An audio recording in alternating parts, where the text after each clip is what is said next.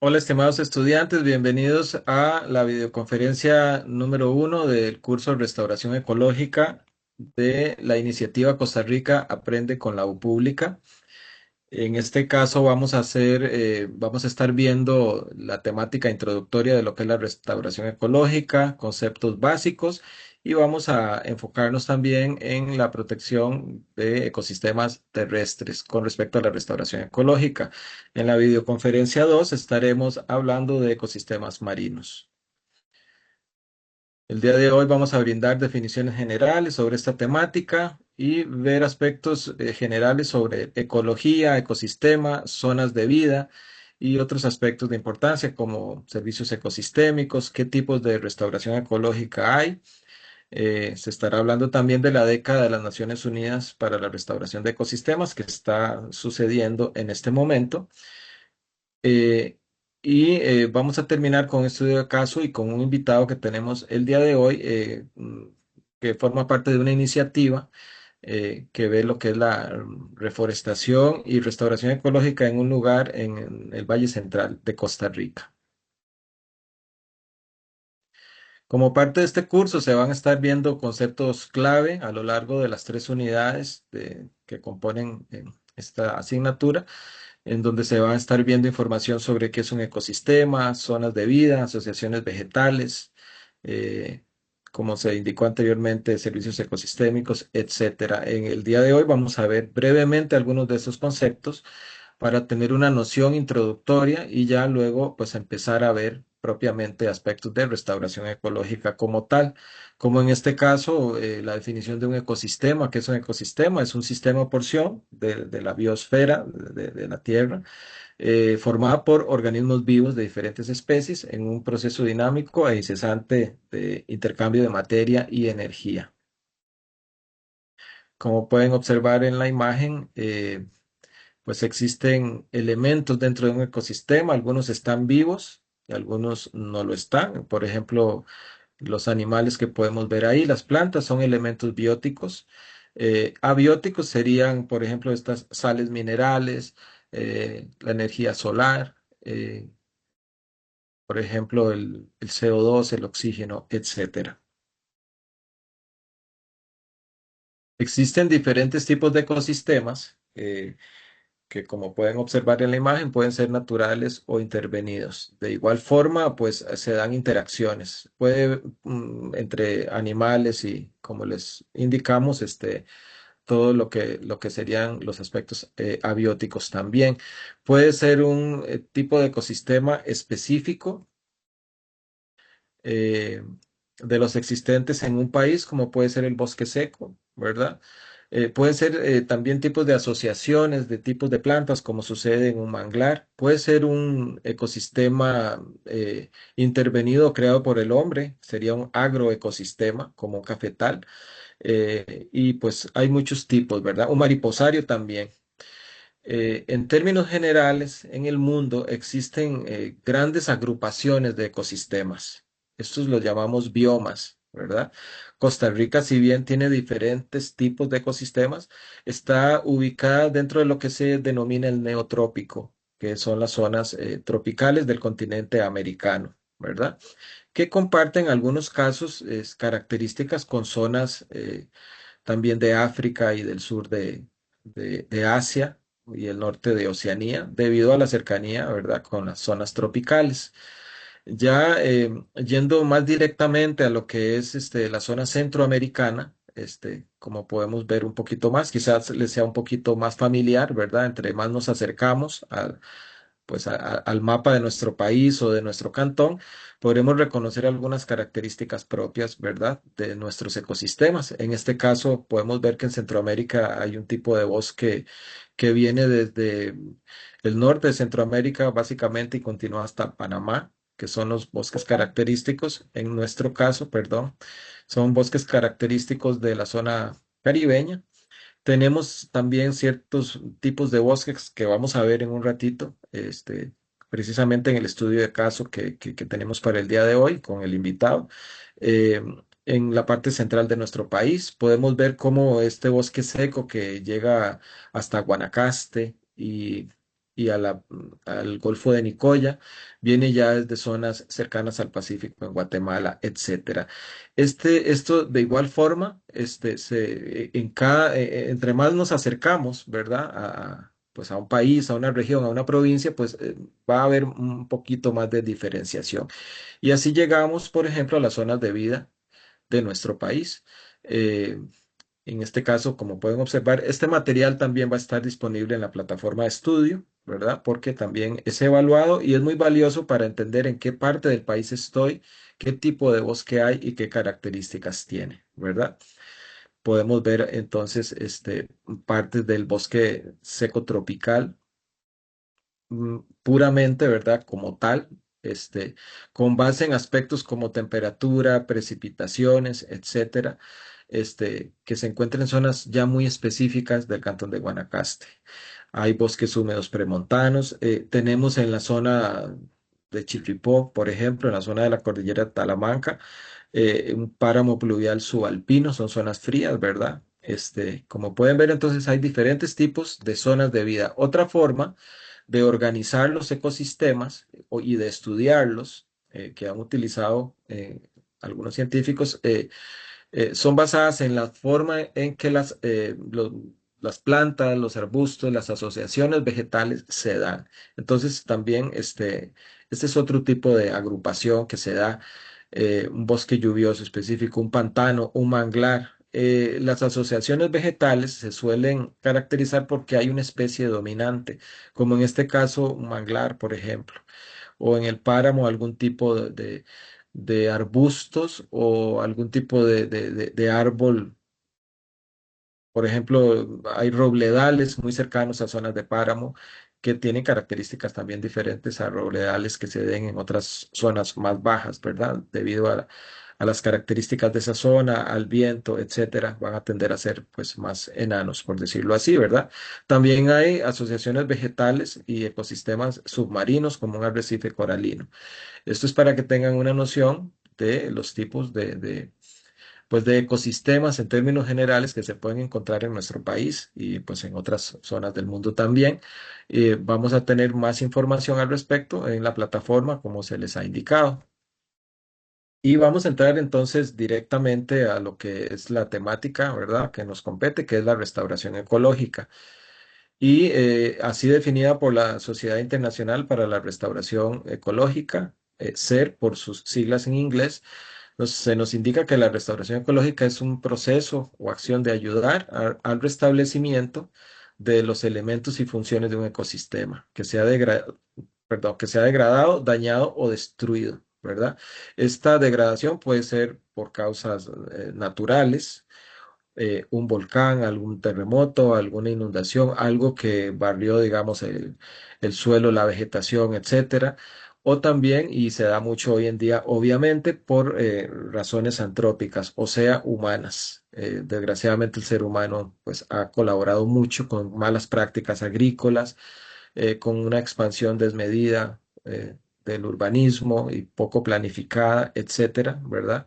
Incluso aspectos como la corrupción de una sociedad pueden influir negativamente en la degradación, ¿verdad?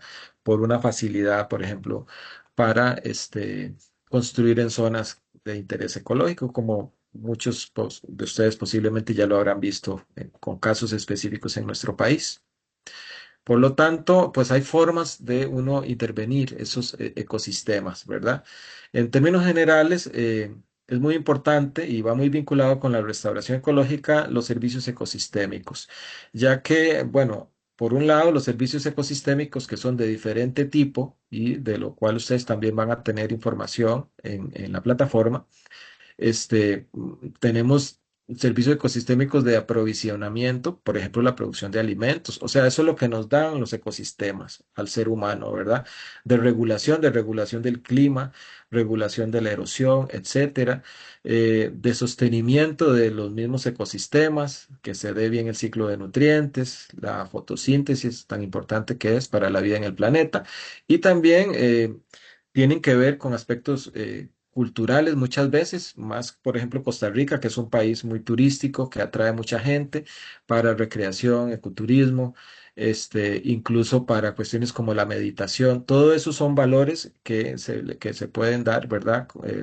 Por parte de los ecosistemas, servicios que se le da al ser humano y a, como les digo, a la naturaleza, ¿verdad? Esto es muy importante también porque muchas veces cuando se hace restauración ecológica necesitamos indicadores para saber si va bien o mal o si hay que hacer alguna modificación y los servicios ecosistémicos también nos ayudan en ese sentido a definir ciertas líneas. Hay una vinculación. Además, cuando vamos a recuperar un ecosistema, debemos tener cierta claridad de qué servicios ecosistémicos estamos ayudando a conservar o a promover, por ejemplo. Porque, como les digo, eso luego nos puede servir como resultados y para nosotros poder determinar qué tan bien va, qué tan bien dirigida va ese proceso, dirigido va ese proceso de restauración ecológica. Hay dos tipos de restauración ecológica, en términos teóricos, la restauración activa y la restauración pasiva. La restauración activa es ayudar nosotros con voluntarios, con peones o de diferentes formas a que se esté llevando a cabo un proceso. Usualmente se da cuando este ecosistema está tan degradado que no puede recuperarse por sí mismo. Hay un término llamado resiliencia que se da también, ¿verdad? A nivel psicológico. Hoy en día es muy famoso el término resiliencia. Se utiliza muchísimo en la parte de ciencias naturales con respecto a ecosistemas. Aquel ecosistema resiliente que puede recuperarse, todavía tiene ciertos elementos que le permiten recuperarse por sí mismo, nos puede permitir una restauración pasiva. Eso es dejar descansar o intervenir lo menos porque vemos que ahí hay buena semilla, que hay muchas posibilidades de que si cercamos o cerramos y quitamos el factor de disturbio, este, que está causando también parte de esa degradación, pues nos puede servir, ¿verdad? En el caso de la restauración activa, es la más común, ¿verdad? Cuando tenemos grupos voluntarios, gente sembrando, gente reparando el suelo, etcétera, tratando de recuperar fuentes de agua, usualmente hay que hacer gestiones de restauración activa. Es más cara también, toma más tiempo, requiere mucha energía. Pero pues usualmente cuando uno quiere intervenir en un ecosistema, a no ser que sea un ecosistema, por ejemplo, que le pertenezca al gobierno o una finca muy grande que yo puedo dejar en reposo, usualmente los ecosistemas que se intervienen hoy en día en un porcentaje muy alto van a corresponder a restauración activa.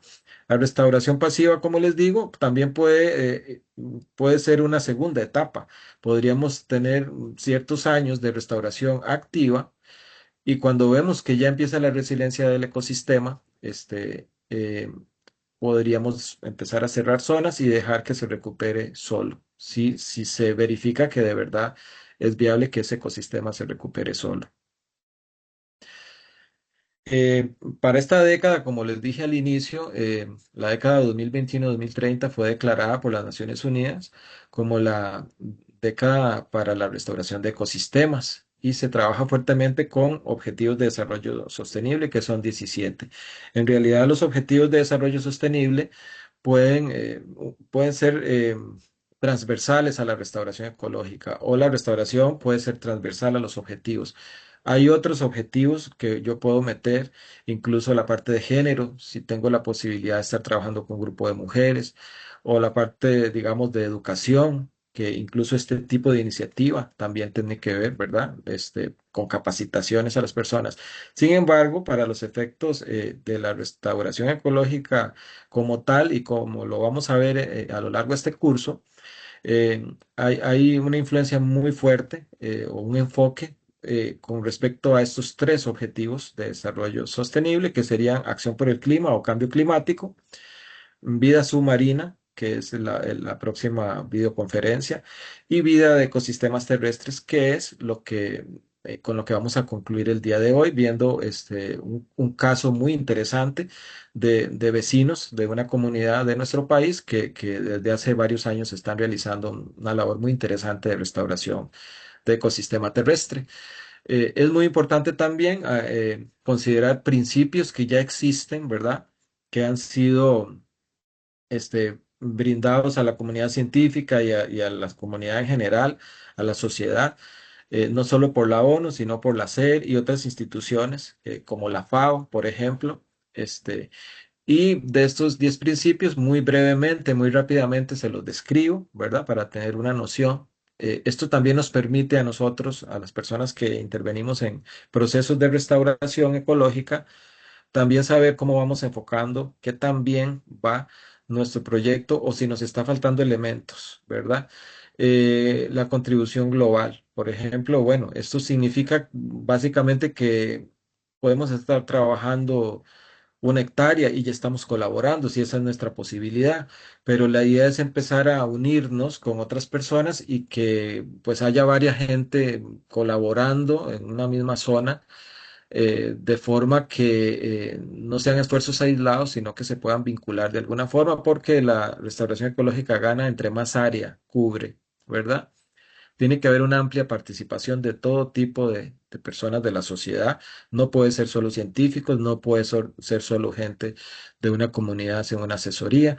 No deberían ser solo adultos, debería haber niños también, etcétera. Entonces, debe haber una amplia participación de la sociedad.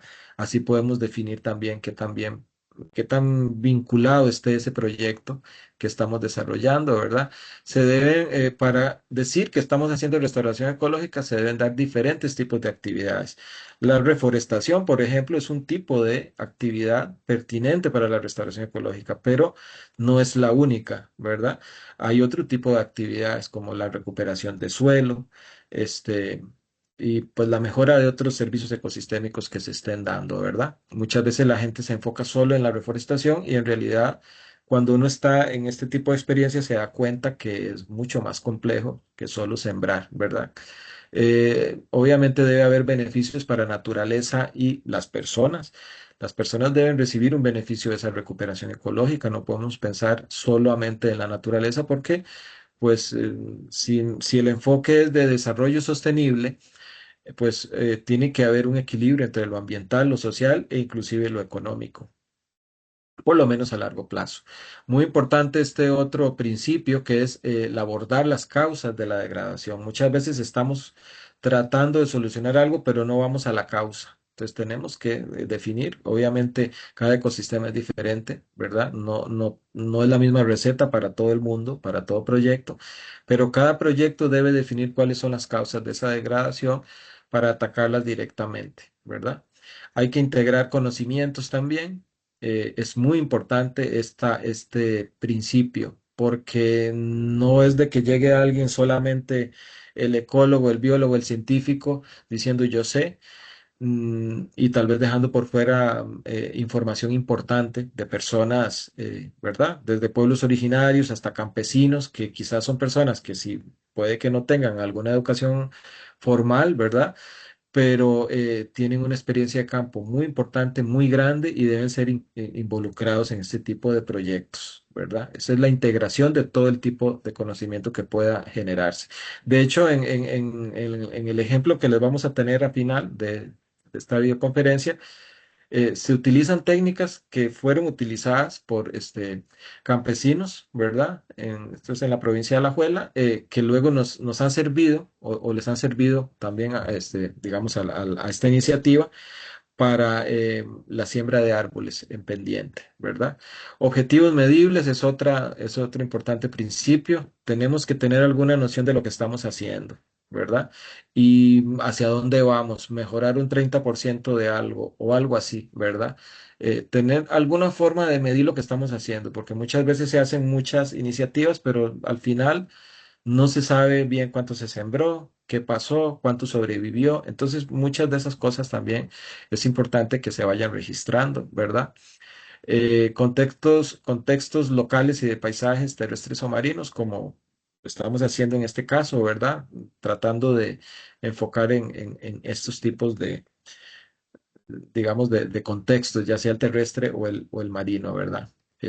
Seguimiento es muy importante, que tiene que ver con lo que mencioné anteriormente, saber cuánto sembramos, cuánto se nos murió, o por ejemplo, si la acidez del suelo va mejorando o va empeorando, estos son tipos de seguimiento.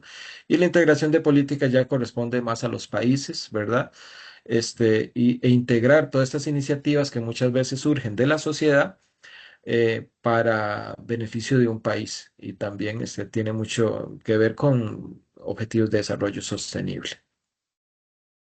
Ya en la segunda parte de esta actividad del día de hoy, como les explicaba, tenemos un enfoque tanto de vida submarina como de vida de ecosistemas terrestres y en ambos casos hay una vinculación directa, ¿verdad?, con acción por el clima o cambio climático.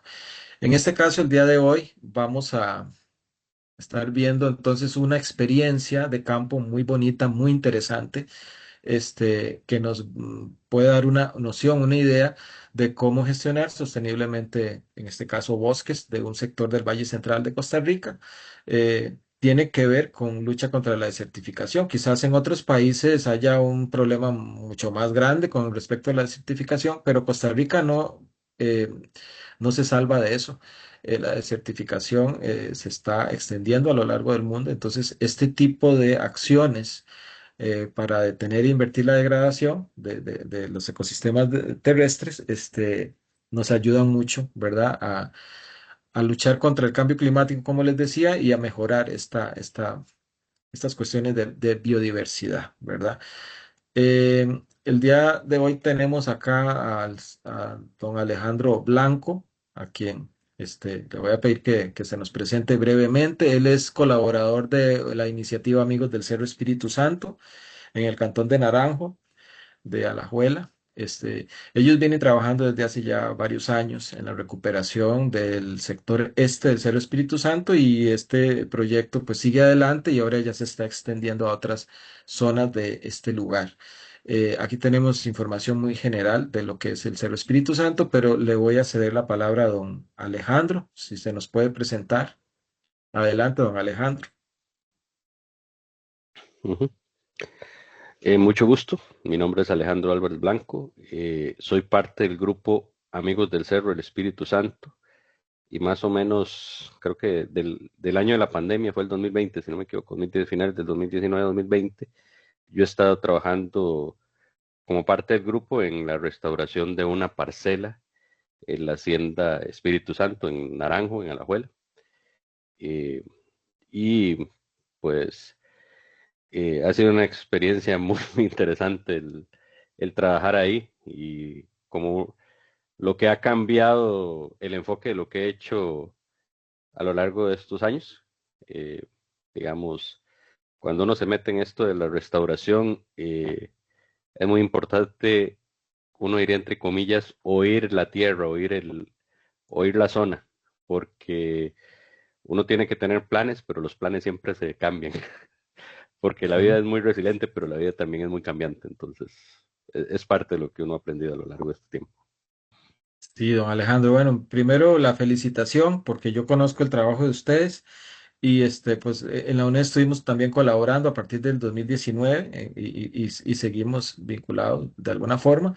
Y pues es un proyecto muy interesante, muy bonito. Por aquí tenemos alguna información, algunas diapositivas y pues sí, sí, lo he considerado muy valioso para que otras personas que quieran aprender un poco de la restauración ecológica pues vean el ejemplo de un grupo de vecinos que pues no es tan fácil, ¿verdad? Trabajar a veces en las comunidades, eh, requiere mucho compromiso y pues ojalá que podamos aprender mucho con usted. ¿Cómo inició su vinculación al proyecto? ¿Cuál fue su interés?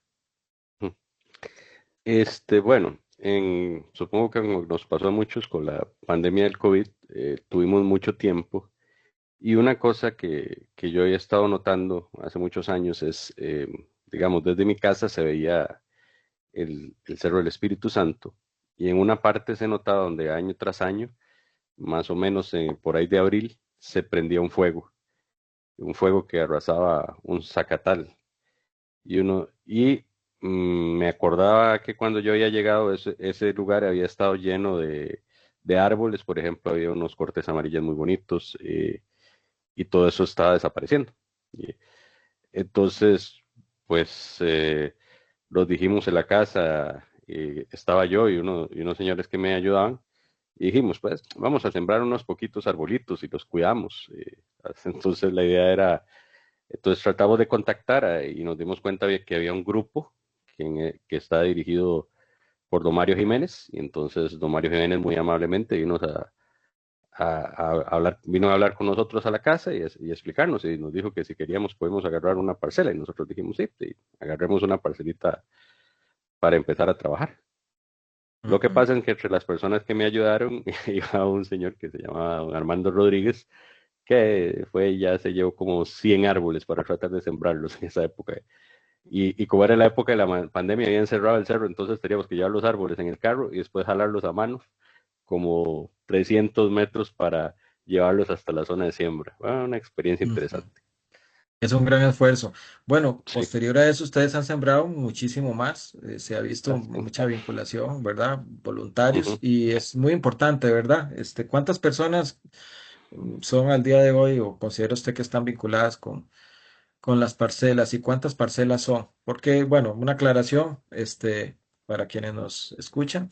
eh, Algo interesante de este proyecto es que pues no es una sola zona, aunque son unas 12 hectáreas por ahí, me corrige cualquier cosa, pero está fragmentado con diferentes grupos, digamos, de personas que lo atienden. ¿Cuántas parcelas son y más o menos cuántas personas son la base y de qué otra forma ustedes obtienen ayuda, digamos, de voluntarios?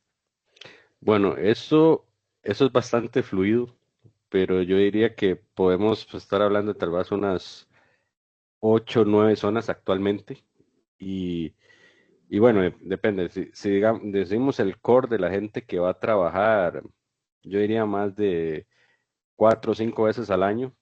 Uno podría decir que son alrededor de 20, pero también Ujú. tenemos unas 20 personas, por un poquito más, poquito menos.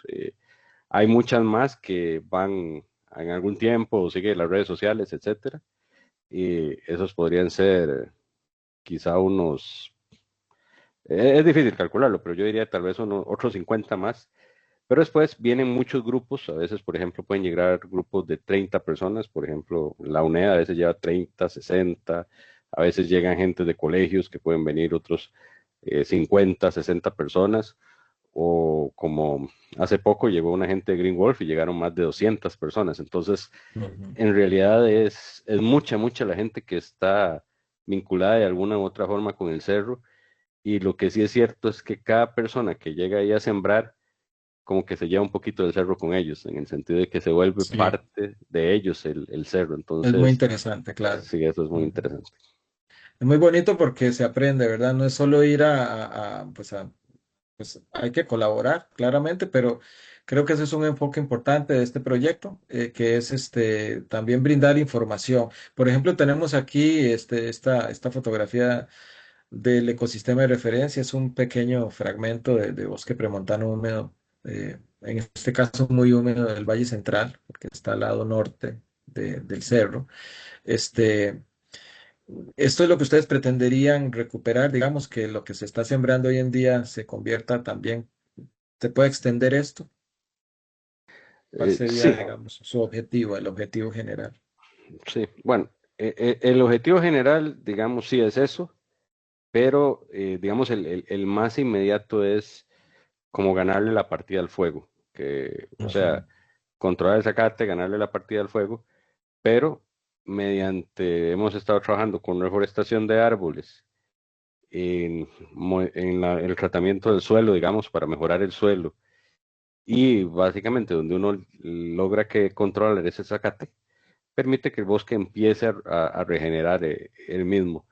Uno empieza a notar cuando ve plantas que uno no ha sembrado que está creciendo, y eso lo pone a uno muy alegre porque dice, ya empiezan a llegar las plantas, Exacto. la naturaleza está recuperando su lugar, cosa que Ujú. no se veía al inicio. Otro ejemplo es, por ejemplo, uno empieza a ver la tierra más negra, empieza a ver que hace un hueco y hay lombrices, cuando al principio no había nada de animales, cuando uno hace el hueco. Entonces, incluso empiezan a llegar animalitos. Una que me sorprendió mucho, bueno, es que hay que ver la foto, pero es una zona muy seca, fue, por ejemplo, haber visto sapitos ahí. Y Ujú. entonces Qué yo, interesante, porque sí, yo pero, conozco la zona y eso original, o sea, eso estuvo sembrado de pinos, quedó muy seco. Y al inicio fue bastante difícil, yo recuerdo, ¿verdad? Con algunos, cuando íbamos con estudiantes SUNED, no había ni dónde meterse uno debajo de algún árbol. Ahora hay, como usted indica, ¿verdad? El suelo está más negro, puede ver uno, yo he visto hongos, cositas así. Y con respecto a esta parte de este ecosistema de referencia, pues en una investigación que se había realizado, hay una diferencia de hasta 5 grados Celsius entre el bosque que vemos y la zona de reforestación, que es más seca, ¿verdad? O sea que ahí hay una gran diferencia en cuanto, ¿verdad?, a la parte de temperatura. Eso hace una diferencia, y usted me corrige cualquier cosa, con respecto también a la generación de fuentes de agua que ahí hay, ¿verdad? Que ahora parece que está corriendo anualmente, digamos, Sí. cuando antes no había, digamos, fuentes de agua eh, corriendo todo el año, por ejemplo, Ujú, ujú. ¿verdad? Hay una evidencia anecdótica, desgraciadamente uno no puede saber 100% si está relacionado, pero cerca había una quebrada que se secaba creo que la mitad del año y en los Ujú. últimos años permanece con agua todo el tiempo. Entonces, Claramente, sí, eso uno sí, siente que puede estar relacionado con los árboles que uno siembra, desgraciadamente, bueno, y no se puede afirmar completamente, pero hay evidencias anecdóticas interesantes. ujú, Por ejemplo, que aparecen líquenes en las piedras ahí también, que son cosas que uno no esperaba. Más bien lo que me ha claro que sí. sorprendido es la velocidad con que se va regenerando la naturaleza. Me parece que es un poquito como exponencial. Al principio es muy difícil, pero conforme la Sí, vida empieza a agarrar su lugar, ella misma empieza a mantenerlo. Entonces, qué bonito y qué sí, era como usted interesante. decía ayer de restauración activa a restauración pasiva, básicamente. Claro, y ustedes que se han esforzado tanto saben también todo el tiempo que hay que invertir y todo el trabajo que hay que hacer. No es jugando, no es fácil. Este, y como se indicaba en los principios de la restauración ecológica, entre más zona cubramos, pues va a ser mejor, ¿verdad? Porque la idea es promover de alguna forma cierta conectividad ecológica. ¿Qué tipos de plantas utilizan ustedes para cuando haya reforestación o, Ujú, o acciones de revegetación, cuestiones así? Tal vez por nombre común, algunas que usted se acuerde. ujú. Bueno, una intuición que tuvimos nosotros fue tratar de no ir en monocultivo, tratar de buscar la mayor cantidad de especies.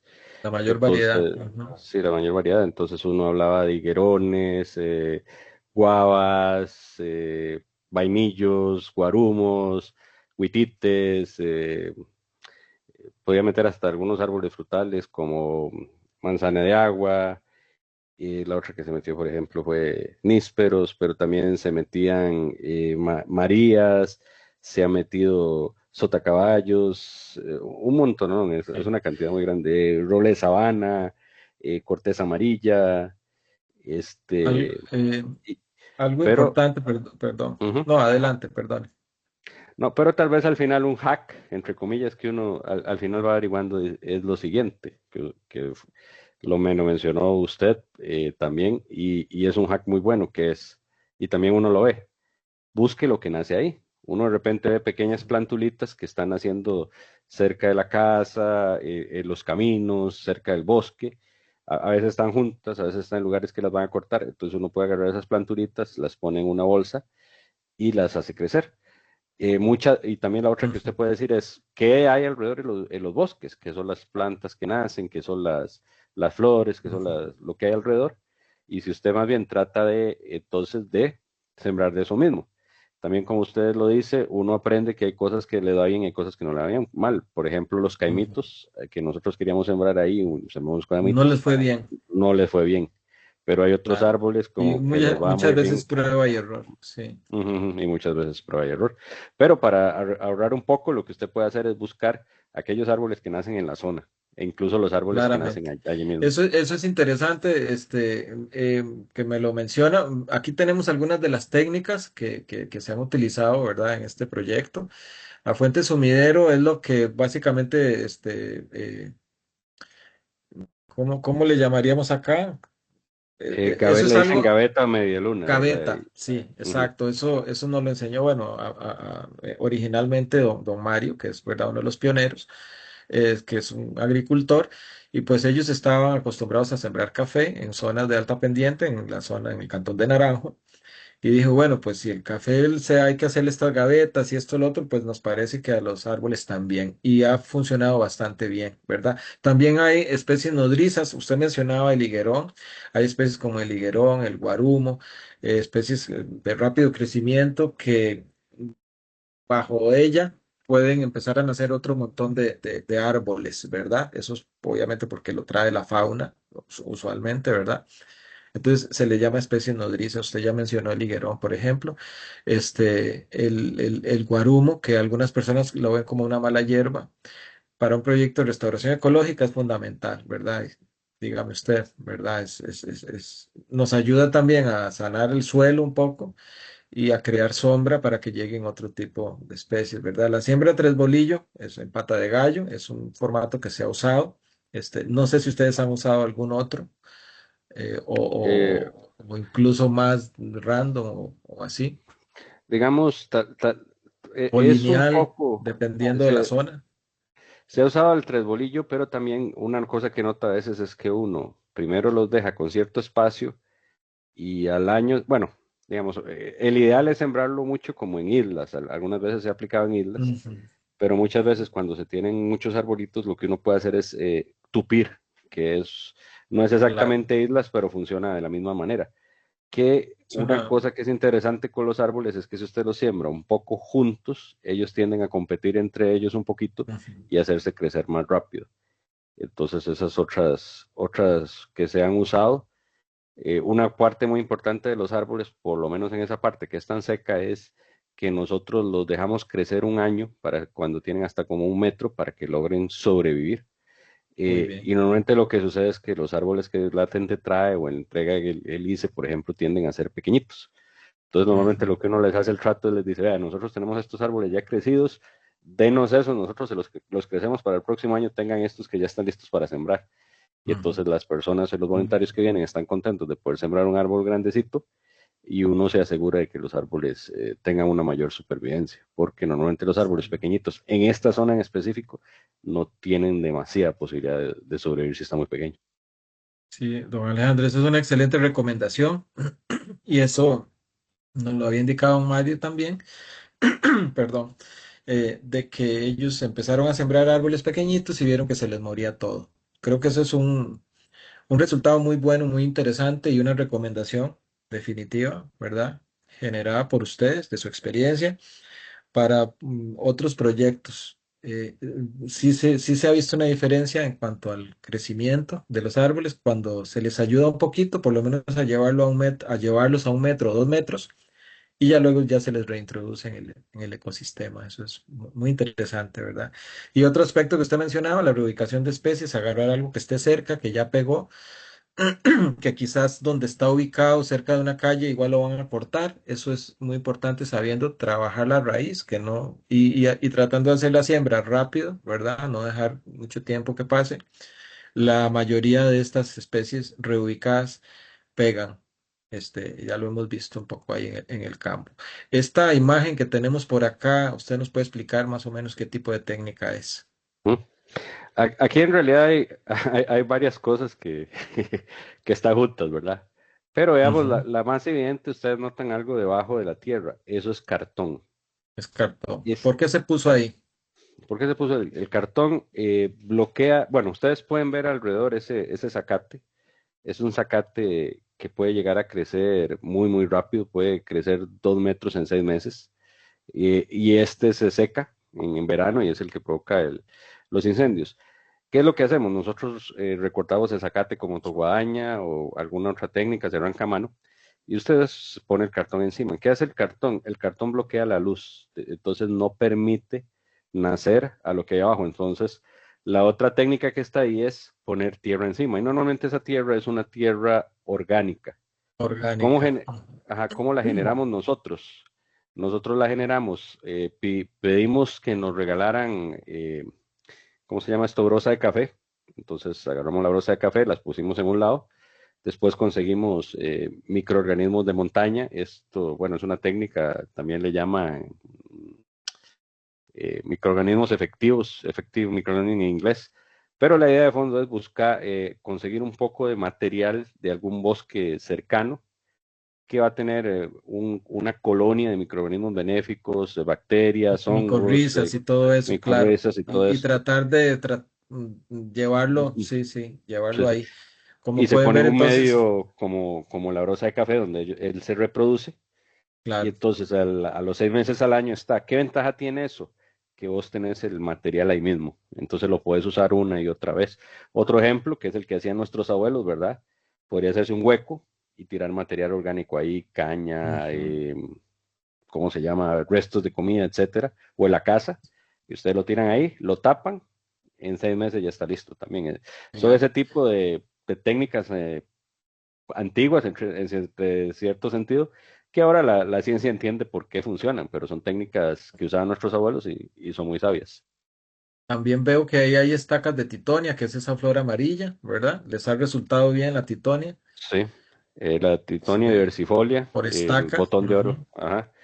Esa Y veo que hay mata, plántulas de cambray, entonces ahí cambray, sí, se depositaron semillas también de plantas asteráceas que son parecidas, digamos, a la margarita, al girasol, etcétera, ajá, y vienen ahí también sobre esa tierra tratada que usted nos indicaba, ajá, ¿verdad? y vean que, digamos, ellas van haciendo sin competencia porque están encima del cartón, entonces uno lo que tiene que poner es como Les da tiempo. Ujú. unos 10 centímetros de tierra encima de ese cartón. Ah, bueno, porque el cartón tiene otra propiedad importante.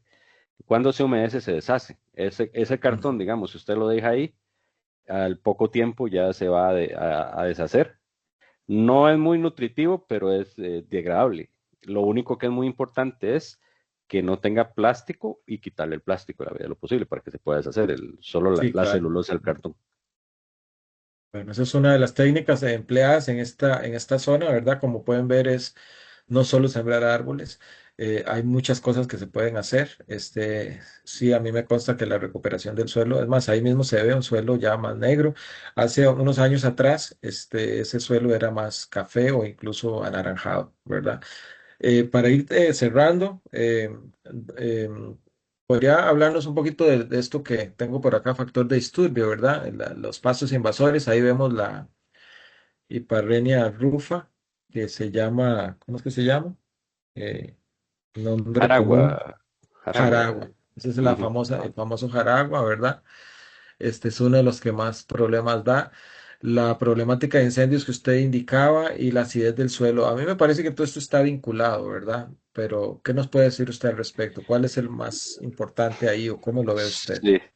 Bueno, digamos, tal vez sería interesante ver como el factor de disturbio, la historia que hubo en el lugar un poco para que se vea como todas están relacionadas. En el Ujú. 2013, bueno, o incluso más antes, digamos, a mediados del siglo pasado, hubo un push bueno, del gobierno de sembrar pinos por, Claro, en muchas áreas. en los Entonces resulta 70, que 60 fue muy, muy normal en nuestro país. O sea, hay muchas ujú, zonas que hoy en día todavía tienen muchas plantaciones de muchos pino. pinos. La idea Era lo era más o normal. menos que supuestamente el pino iba a crecer, iba a ser muy grande, pero resulta que es una especie no nativa. Al final, la madera del pino no nos resultó como se esperaba y el pino en un ecosistema que no es el propio, o bueno, provoca mucha acidez en el suelo. El pino seca el suelo. Bueno, no, el pino donde tira todas estas materiales que él tiene, las agujitas que va acidificando el suelo, va impidiendo que crezca, entonces se transforma en un bosque solo de pinos. Ese, lo que resultó fue, después se decidió recortar el pino para la madera para obtener la madera y a cambio se dijo, se hizo un acuerdo de que se iba a reforestar. Pero lo que se descubrió en ese momento es que la tierra ya estaba muy acidificada, se reforestó, Y pero nada pegaba, nada y nada pegó. pegaba. Se Y que requirió una. excepto el zacate. Claro, Entonces, y no, y también cayó en un cierto abandono, ajá, porque cuando no fructificó, digamos, la iniciativa de reforestar, porque no pegaba nada por la acidez, eso es algo que se da mucho, ¿verdad? En el mundo en general, por alguna razón se deja, pues, una finca ahí, si el ecosistema no era resiliente para repararse, y en ese caso el suelo estaba en muy malas condiciones, pues va a haber una especie exótica que pueda andar por ahí, que fue la que fructificó, que en este caso fue el jaragua y la bracaria también, que son pastos que se utilizan mucho, ¿verdad? O se utilizaron, incluso puede que ya ahora a nivel agronómico haya otros pastos mejores, pero eso quedó como un remanente. Muchas veces vemos nosotros incendios a lo largo de nuestras carreteras, con remanentes de este tipo de gramíneas invasoras también, que pues fueron parte, digamos, de un agroecosistema en algún momento y luego se abandonó y se salieron de control y pues nos llevan a problemáticas como estas, ¿verdad? Ujú. Este, para Y, culminar, don bueno, Alejandro, para no tal vez quitarle más tiempo.